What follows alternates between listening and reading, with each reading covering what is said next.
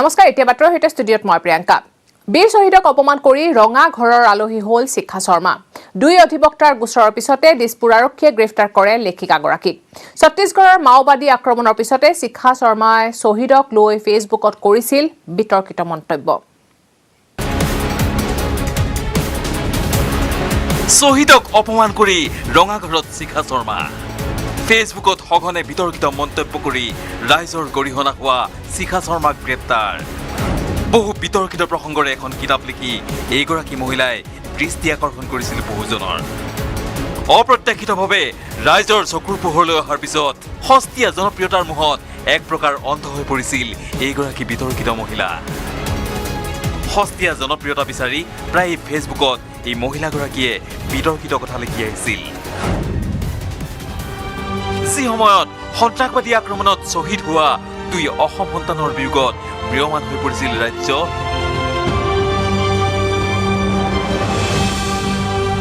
এই সময়ত শ্বহীদক অপমান কৰা মন্তব্য লিখিছিল ফেচবুকত শিখা শৰ্মাৰ এই পোষ্টৰ পিছতেই উৰ্মি ডেকা বৰুৱা আৰু কংকনা গোস্বামী নামৰ দুই অধিবক্তাই শিখা শৰ্মাৰ বিৰুদ্ধে দিছপুৰ থানাত দাখিল কৰিছিল এক গোচৰ এই গোচৰৰ পিছতেই মঙলবাৰে দিছপুৰ আৰক্ষীয়ে থানাত 3 ঘণ্টা ধৰি সোধা-পোছা কৰাৰ পিছত গ্ৰেপ্তাৰ কৰিলে শিখা শৰ্মাক তেওঁৰ বিৰুদ্ধে এই সংক্ৰান্তে আমি এটা গোচৰ পাইছিলোঁ সেই কমপ্লেইণ্টৰ ভিত্তিত আমি Dispur police station case number 1281/21 under section 124A 294A /500/506 IPC read with section 45 of Information Technology Act এই সেকশনত কেস ৰেজিষ্টাৰ কৰা হৈছে আৰু তেখেতক গ্ৰেপ্তাৰ কৰা হৈছে তেখেতক আজি মঙলবাৰে নিশাটো পানবজাৰ মহিলা থানাত ৰখাৰ পিছত বুধবাৰে বিয়লি আদালতত হাজিৰ কৰা হয় এই বিতৰ্কিত শিখা শৰ্মা যিহেতু এটা গোচৰ অলৰেডি ৰুজু হৈছে আৰু যদি সেইটো কমপ্লেইন এই গোচৰৰ লগত একেই গতিকে সকলোখিনি মাৰ্জ হৈ যাব আৰু এটাই কেছ চলিব শিখা শৰ্মাৰ বিৰুদ্ধে বশিষ্ঠ থানাতো হিন্দু সুৰক্ষা মঞ্চই ৰুজু কৰিছে আন এক গোচৰ লক্ষণীয়ভাৱে এইগৰাকী লেখিকাই AIDFৰ হৈ দলৰ নিৰ্বাচনী প্ৰচাৰ সভাটো ঘূৰি ফুৰিছিল শিখা শৰ্মাক গ্ৰেপ্তাৰৰ পিছত প্ৰতিক্ৰিয়া প্ৰকাশ কৰিলে বিৰোধী মহাজোঁটৰ নেতৃত্ব বহনকাৰী দল কংগ্ৰেছেও এগৰাকী মহিলা ভদ্ৰ মহিলা যি যথেষ্ট লিখা মেলা কৰে সামাজিক মাধ্যমত যথেষ্ট তেখেত সক্ৰিয় শিখা শৰ্মা আপোনালোকে জানে শিখা শৰ্মাক পুলিচে গ্ৰেপ্তাৰ কৰিছে আইন মতে তেওঁ গ্ৰেপ্তাৰ কৰিছে তাত আমি একো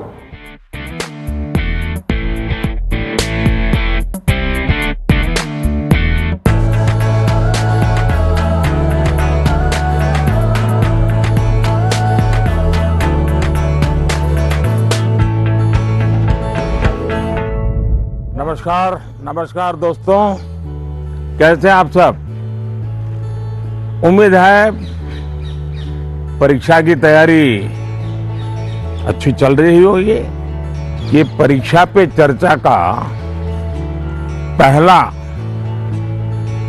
वर्चुअल एडिशन है अब जानते हैं हम पिछले 1 साल से कोरोना के बीच जी रहे हैं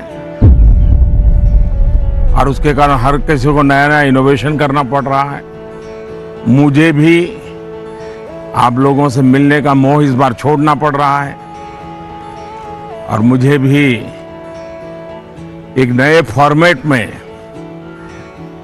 आपके बीच आना पड़ रहा है और आपसे रूबरू न मिलना आपके चेहरे की खुशी न देखना आपका उमंग और उत्साह न अनुभव करना ये अपने आप में मेरे लिए बहुत बड़ा लॉस है लेकिन फिर भी परीक्षा तो है ही है आप है मैं हूं परीक्षा है तो फिर अच्छा ही है कि हम परीक्षा पे चर्चा कंटिन्यू करेंगे और इस साल भी ब्रेक नहीं लेंगे अभी हम अपनी बातचीत का सिलसिला शुरू करने जा रहे हैं एक बात मैं शुरू में जरूर देशवासियों को भी बताना चाहता हूं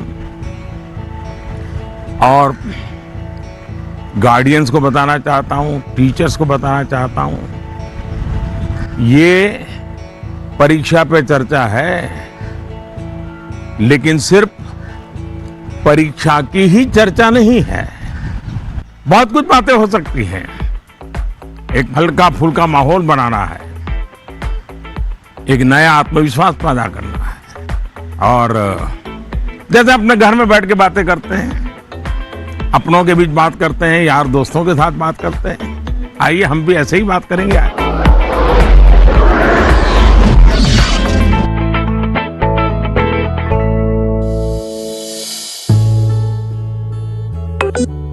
नमस्कार ऑनरेबल पीएम सर। नमस्कार। मेरा नाम एन पल्लवी है। मैं 9वीं कक्षा पढ़ रही हूँ। सर, हम अक्सर ऐसा महसूस करते हैं कि पूरा साल पढ़ाई ठीक चल रही होती है, लेकिन जैसे ही परीक्षा निकट आती है बहुत ही तनावपूर्ण स्थिति हो जाती है। कृपया इसके लिए कोई उपाय बताइए सर। बहुत धन्यवाद सर। धन्यवाद पल्लवी। मुझे बताया गया है कि इसी तरह का और भी एक सवाल है। सादर अभिनंदन आदरणीय प्रधानमंत्री जी। मेरा नाम अर्पण पांडे है। मैं global Indian international school Kuala Lumpur Malaysia में 12वीं कक्षा का छात्र हूँ। मैं आपसे अपनी भावी भविष्य की सफलता हेतु एक प्रश्न के उत्तर की आकांक्षा करता हूँ और आशा करता हूँ कि आप इसमें मेरा मार्गदर्शन करेंगे। मेरा प्रश्न है, परीक्षा की तैयारी के दौरान हमारे मन में आने वाले भय और तनाव से हम कैसे उभरे? कि क्या होगा अगर अच्छे अंक और अच्छा कॉलेज मिलेगा या नहीं? धन्यवाद। पल्लवी, अर्पण, देखिए आप जब ये फियर की, डर की बात करते हैं तो मुझे भी डर लग जाता है। अरे ऐसी कौन सी बात है जिसके लिए डरना चाहिए? क्या पहली बार एग्जाम देने जा रहे हो क्या पहले कभी एग्जाम दी नहीं? क्या आपको मालूम नहीं था कि मार्च महीने, अप्रैल महीने में एग्जाम आती है? सब पता है, पहले से पता है, साल भर पहले से पता है। अचानक तो नहीं आया है। और जो अचानक नहीं आया है, कोई आसमान नहीं टूट पड़ा है। इसका मतलब हुआ कि आपको डर एग्जाम का नहीं है, आपको डर किसी और का है। और वो क्या है? आपके आसपास एक माहौल बना दिया गया है कि यही एग्जाम सब कुछ है, यही जिंदगी है। और इसके लिए पूरा सामाजिक वातावरण, कभी कभी स्कूल का वातावरण भी, कभी कभी माँ बाप भी, कभी अपने रिश्तेदार भी एक ऐसा माहौल बना देते हैं, ऐसी चर्चा करते हैं कि जैसे कोई बहुत बड़ी घटना से आपको गुजरना है, बहुत बड़े संकट से गुजरना है। मैं उन सब से कहना चाहूंगा, खास करके मैं पेरेंट्स से कहना चाहता हूं, आपने क्या करके रख दिया है? मैं समझता हूं कि ये सबसे बड़ी गलती है। हम आवश्यकता बर डाঙৰ घटना घटिब তোমাৰ লগত, বৰ ডাঙৰ সংকটৰ মাজেদি পাৰ হ'ব লাগিব। মই সেই সকলোকে ক'ব খুজিছো, বিশেষকৈ মই মাক দেউতাক সকলক ক'ব খুজিছো, আপোনালোকে এইবোৰ কি কৰি পেলাইছে? মই ভাবো যে এইটো হ'ল আটাইতকৈ ডাঙৰ ভুল। আমি প্ৰয়োজনতকৈ বেছি অভাৰ কনচিয়াছ হৈ যাওঁ। আমি অলপ বেছিকৈ ভাবিবলৈ লওঁ। আৰু সেইকাৰণে মই কওঁ যে জীৱনত এইটো অন্তিম গন্তব্য নহয়। এই জীৱনটো বৰ দীঘল, বহুতো পৰ্যায় আছে জীৱনত। এইটো এটা সৰু পৰ্যায়। আমি হেঁচা দিয়া উচিত নহয়। শিক্ষকেই হওক, ষ্টুডেণ্ট হওক, পৰিয়ালৰ লোক হওক, বন্ধু বান্ধৱ হওক, যদি বাহিৰৰ হেঁচা কম হৈ যায়, শেষ হৈ যায়, তেতিয়া পৰীক্ষাৰ হেঁচা কেতিয়াও অনুভৱ নহ'ব। কনফিডেন্স বাঢ়িব, চাব, প্ৰেছাৰ ৰিলিজ হৈ যাব, ডিক্ৰিজ হৈ যাব। আৰু ল'ৰা ছোৱালীয়ে ঘৰত সহজে কোনো উত্তেজনা নোহোৱাকৈ থাকিব লাগে। সৰু সুৰা হাঁহি ধেমালিৰ যিবোৰ কথা সদায় পাতি থাকিব লাগে। চোৱা বন্ধুসকল, আগতে কি হৈছিল? আগতে মাক দেউতাক ল'ৰা ছোৱালীৰ লগত বেছি ইনভলভ হৈ আছিল আৰু সহজ হৈও আছিল আৰু বহুতো বিষয়ত ইনভলভ হৈ আছিল। আজি যিয়েই ইনভলভ হৈ থাকে তেওঁ বেছিকৈ কেৰিয়াৰ, এক্সাম, পঢ়া শুনা, কিতাপ, চিলেবাছ, মই এইটো কেৱল ইনভলভমেণ্ট বুলি নাভাবোঁ। আৰু ইয়াৰ দ্বাৰা নিজৰ ল'ৰা ছোৱালীৰ আচল সামৰ্থ্য বুজি পোৱা নাযায়। যদি মাক দেউতাক বেছি ইনভলভ হয় তেন্তে ল'ৰা ছোৱালীৰ ৰুচি, প্ৰকৃতি, প্ৰবৃত্তি এই সকলোবোৰ ভালদৰে বুজি পায় আৰু যিবোৰ ত্ৰুটি বিচ্যুতি আছে সেইবোৰ বুজি লৈ সেইবোৰ শুধৰাবলৈ চেষ্টা কৰে আৰু তাৰ ফলত ল'ৰাটিৰ কনফিডেন্স লেভেল বাঢ়ে। তেওঁৰ ষ্ট্ৰেংথ মাক দেউতাকে জানে, তেওঁৰ উইকনেছেছ মাক দেউতাকে জানে আৰু সেইকাৰণে মাক দেউতাকে ভাবে যে এই সময়ত উইকনেছবোৰ একাষৰীয়াকৈ ৰাখি ষ্ট্ৰেংথক যিমান জোৰ দিব পাৰা দিয়া। কিন্তু আজিকালি কিছুমান মাক দেউতাক ইমান ব্যস্ত যে তেওঁলোকে ল'ৰা ছোৱালীৰ লগত সঁচা অৰ্থত ইনভলভ হ'বলৈ সময়েই নাপায়। ইয়াৰ পৰিণাম কি হয়? আজি ল'ৰা ছোৱালীৰ সামৰ্থ্য কি জানিবলৈ মাক দেউতাকে এক্সামৰ ৰিজাল্টৰ শ্বীট চাবলগীয়া হয় আৰু সেইকাৰণে ল'ৰা ছোৱালীৰ মূল্যায়নো তেওঁলোকৰ ৰিজাল্টতে সীমাবদ্ধ হৈ ৰৈছে।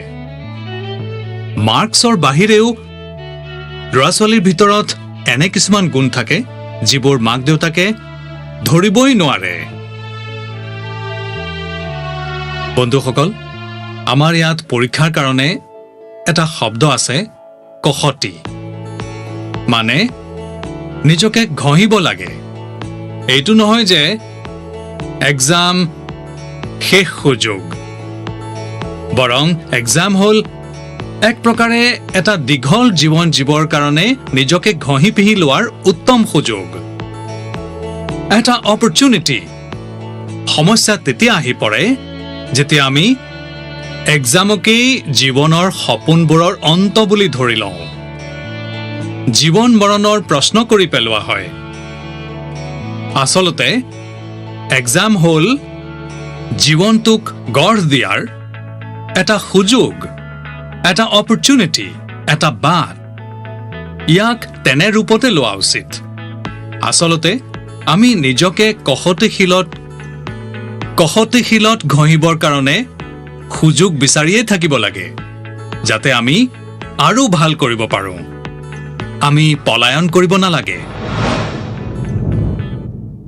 আহক বন্ধুসকল, আৰু এটা প্ৰশ্নলৈ আগবাঢ়ো। মাননীয় প্ৰধানমন্ত্ৰী মহোদয়, নমস্কাৰ। নমস্কাৰ। মোৰ নাম পুণ্যশূন্য। মই একাদশ শ্ৰেণীৰ ছাত্ৰী। মোৰ বিদ্যালয়খনৰ নাম বিবেকানন্দ কেন্দ্ৰ বিদ্যালয় নিৰ্জুলি, জিলা পাপুমপাৰে, ষ্টেট অৰুণাচল প্ৰদেশ। মাননীয় প্ৰধানমন্ত্ৰী মহোদয়, কিছুমান বিষয় আৰু অধ্যায় আছে যিবোৰ মোৰ বাবে সহজ নহয় আৰু সদায় ইয়াৰ পৰা হাত সাৰিব বিচাৰোঁ। মই লাগিলে যিমানেই চেষ্টা নকৰোঁ কিয় মই সেইখিনি বুজি নাপাওঁ। হয়তো মই বিষয়কেইটা ভয় কৰোঁ কাৰণেই মোৰ এনেকুৱা হয়। ছাৰ, এই পৰিস্থিতিৰ পৰা কেনেকৈ হাত সৰা যাব? ধন্যবাদ ছাৰ। বাৰু, অন্ধ্ৰৰ পৰা মালয়েছিয়াৰ পৰা এতিয়া অৰুণাচল পালোহি, আৰু মই শুনিছোঁ যে এই প্ৰকাৰৰে আৰু এটা প্ৰশ্ন আছে। মাননীয় প্ৰধানমন্ত্ৰী ডাঙৰীয়া, নমস্কাৰ। মোৰ নাম বিনীতা গাৰ্গ আৰু মই SRDAV পাব্লিক স্কুলত 25 বছৰৰ পৰা কাম কৰি আছোঁ। মোৰ প্ৰশ্নটো হৈছে, কিছুমান বিষয় এনে আছে যাৰ বাবে বহুতো ষ্টুডেণ্টে ভয়ৰ সন্মুখীন হ'বলগীয়া হয়, সেইকাৰণে সিহঁত ইয়াৰ পৰা দূৰত থাকে। ইয়াৰ বিষয়ে ইতিহাস বা গণিতৰ দৰে বিষয়ৰ শিক্ষকে বেছি ভালকৈ বুজি পাব পাৰিব। এগৰাকী শিক্ষিকা হিচাপে এই পৰিস্থিতিক অলপ উন্নত কৰিবৰ বাবে আমি কি কৰিব পাৰোঁ? এইটো অলপ বেলেগ প্ৰকাৰৰ বিষয় সন্মুখলৈ আহিছে। মই চেষ্টা কৰিম যাতে ষ্টুডেণ্টছৰ মন চুই যাব পাৰোঁ আৰু টিচাৰ্ছৰ কথাৰ ওপৰত ভালদৰে লক্ষ্য ৰাখি কিবা এটা সমাধান দিব পাৰোঁ। আপোনালোক দুয়ো কিবা বিশেষ ছাবজেক্ট বা চেপ্টাৰৰ প্ৰতি ভয়ৰ কথা কৈছে। আপোনালোক অকলে নহয় যি এই পৰিস্থিতিৰ সন্মুখীন হ'বলগীয়া হৈছে। বাস্তৱ সত্যটো হ'ল যে পৃথিৱীত এনে কোনো ব্যক্তি নাই যাৰ ক্ষেত্ৰত ওপৰৰ এই কথাটো প্ৰযোজ্য নহয়। ধৰি লওক আপোনাৰ ওচৰত বৰ বঢ়িয়া 5-6টা শ্বাৰ্ট আছে, কিন্তু আপুনি নিশ্চয় দেখিছে যে এটা বা দুটা শ্বাৰ্ট আপোনাৰ ইমান পচন্দৰ যে বাৰে বাৰে পিন্ধি থাকে। ইয়াৰ মানে এইটো নহয় যে আনকেইটাৰ কামেই নাই, ফিটিং ঠিক নহয়, এনে নহয়। সেই দুটা ইমানেই ভাল লাগে যে সেই দুটা বাৰে বাৰে পিন্ধে। কেতিয়াবাতো মাক দেউতাকেও এই কথাটোলৈ খং কৰে যে কিমান বাৰ এইকেইটা পিন্ধি থাকা, মাত্ৰ দুদিন আগতেহে পিন্ধিছিলা। পচন্দ অপচন্দ মানুহৰ স্বভাৱ, আৰু কেতিয়াবা কেতিয়াবা পচন্দৰ লগত মৰমো সোমাই যায়। পিছে ইয়াত ভয়ৰ দ্বিধাৰনো কি কথা আছে যে আমি ভয় কৰিব লাগে? আচলতে কি হয়, যেতিয়া আপোনাৰ কিবা এটা বস্তু বেছি ভাল লাগিবলৈ ধৰে তেতিয়া তাৰ সৈতে আপোনাৰ বহুত কমফৰ্ট হৈ যায়, বহুত কমফৰ্টেবল লাগিব ধৰে, সহজ হৈ পৰে। কিন্তু যিবোৰ বস্তুৰ লগত আপুনি সহজ নহয়, তাৰ টেনশ্যনত আপুনি আপোনাৰ 80% এনাৰ্জি তাতেই খৰচ কৰি দিয়ে। আৰু সেইকাৰণে ষ্টুডেণ্টছক মই এইটোৱেই কওঁ যে তোমালোকে নিজৰ এনাৰ্জিক ইকুৱেলি ডিষ্ট্ৰিবিউট কৰা উচিত, সকলো বিষয়তে সমান সমান। তোমাৰ ওচৰত পঢ়িবৰ কাৰণে 2 ঘণ্টা আছে, তেন্তে সেই 2 ঘণ্টাত প্ৰতিটো ছাবজেক্ট সমান ৰূপত পঢ়িবা। তোমাৰ সময়খিনিক ইকুৱেলি ডিষ্ট্ৰিবিউট কৰিবা। বন্ধুসকল, তোমালোকে নিশ্চয় দেখিছা টিচাৰ্ছ, মা দেউতাই আমাক শিকায় যে যিটো সহজ সেইটো প্ৰথমে কৰিব লাগে। এইটো সাধাৰণতে কোৱা হয়, আৰু পৰীক্ষাতটো বিশেষকৈ বাৰে বাৰে কোৱা হয় যে যিটো সহজ সেইটো আগতে কৰা ভাই, যেতিয়া সময় থাকিব তেতিয়া যিবোৰ টান সেইবোৰত হাত দিবা। কিন্তু পঢ়া শুনাৰ ক্ষেত্ৰত মোৰ ধাৰণাত এই পৰামৰ্শৰ কোনো প্ৰয়োজন নাই আৰু উপযোগিতাও নাই। মই অলপ এই কথাটো বেলেগ দৃষ্টিৰে চাওঁ। মই কওঁ যে যেতিয়া পঢ়াৰ কথা আহে তেতিয়া কঠিন বিষয়টো আগতে ল'বা, যেতিয়া তোমাৰ মন ফ্ৰেছ হৈ থাকে, তুমি নিজে ফ্ৰেছ হৈ আছা, সেইটো এটেণ্ড কৰিবলৈ চেষ্টা কৰা। যেতিয়া কঠিন বস্তুটো এটেণ্ড কৰিবা তেতিয়া সহজটো আৰু সহজ হৈ পৰিব। মই নিজৰ অভিজ্ঞতাৰ পৰা কওঁ, যেতিয়া মই মুখ্যমন্ত্ৰী আছিলোঁ, যেতিয়া প্ৰধানমন্ত্ৰী হ'লোঁ, তেতিয়া মই বহুতো পঢ়িবলগীয়া হয়, বহুতো শিকিবলগীয়া হয়, বহুতৰ পৰা শিকিবলগীয়া হয়, বস্তুবোৰ বুজিবলগীয়া হয়। তেতিয়া মই কি কৰিছিলোঁ, যিবোৰ টান কথা, যিবোৰৰ সিদ্ধান্ত অলপ গম্ভীৰ হয়, মই মোৰ ৰাতিপুৱা যি আৰম্ভ কৰোঁ সেয়া কঠিন বস্তুৰে আৰম্ভ কৰিবলৈ ভাল পাওঁ। কঠিনতকৈ কঠিন বস্তু মোৰ বিষয়াসকলে মোৰ সন্মুখলৈ লৈ আহে। তেওঁলোকে জানে যে তেতিয়া মোৰ এটা বেলেগ ধৰণৰ মুড থাকে, মই বস্তুবোৰ অতি বেগেৰে বুজি লওঁ, সিদ্ধান্ত লোৱাৰ দিশে আগবাঢ়োঁ। মই নিজৰ এটা নিয়ম তৈয়াৰ কৰিছোঁ, চেষ্টা কৰিছোঁ। আৰু যিবোৰ সৰল বস্তু আছে সেইবোৰ দিনটোৰ ভাগৰৰ পিছত ৰাতি যেতিয়া বেছি হৈ যায় তেতিয়া ঠিক আছে, মই এতিয়া বেছি মগজ খুটুৱাব নালাগে, সেইটো ভুল হোৱাৰ কাৰণ নহয়। সেই বস্তুবোৰ তেতিয়া মই শেষ ৰাতিলৈকে টানি নিওঁ। কিন্তু পুৱা যেতিয়া উঠোঁ তেতিয়া আকৌ কঠিনেৰে আৰম্ভ কৰিবলৈ ওলাই যাওঁ। বন্ধুসকল, আৰু এটা কথা, আমি নিজৰ পৰা শিকা উচিত। চোৱাচোন, যিসকল লোক জীৱনত খুব সফল হৈছে তেওঁলোক সকলো বিষয়তে পাৰদৰ্শী নহয়, কিন্তু কোনো এটা বিষয়ত, কোনো এটা ছাবজেক্টত তেওঁলোকৰ দখল বহুত বেছি হয়। আমাৰ যেনেকৈ লতা দিদি, লতা মংগেশকাৰজীৰ গোটেই পৃথিৱীতে নাম আছে, ভাৰতৰ প্ৰত্যেক ব্যক্তিৰ মুখত তেওঁৰ নাম। কিন্তু কোনোবাই যদি তেওঁক গৈ কয় যে আজি আমাৰ ক্লাছলৈ আহকচোন আৰু জিঅ'গ্ৰাফী পঢ়াওক, তেওঁ হয়তো পঢ়াব নোৱাৰিব পাৰে বা পাৰিবও পাৰে, মই নাজানো তেওঁ পঢ়াব পাৰিব নে নোৱাৰিব। কিন্তু লতাজীৰ পাৰদৰ্শিতা জিঅ'গ্ৰাফিত নাথাকিব পাৰে, কিন্তু সংগীতৰ জগতত তেওঁ যিখিনি ইতিমধ্যে কৰিছে, এটা বিষয়ত যিদৰে নিজৰ জীৱন সমৰ্পণ কৰি দিছে, আজি তেওঁ প্ৰত্যেক ব্যক্তিৰ কাৰণে প্ৰেৰণাৰ কাৰণ হৈছে। আৰু সেইকাৰণে তোমাৰ যদিও কেইটামান ছাবজেক্ট টান লাগিব পাৰে,